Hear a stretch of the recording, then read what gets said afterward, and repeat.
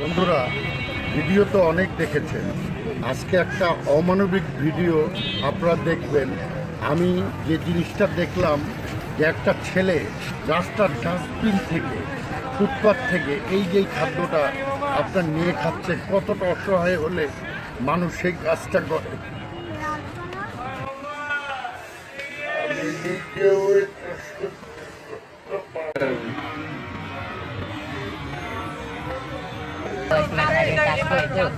এই চাকরি থেকে আপনার বাইক ফিরা দিছে।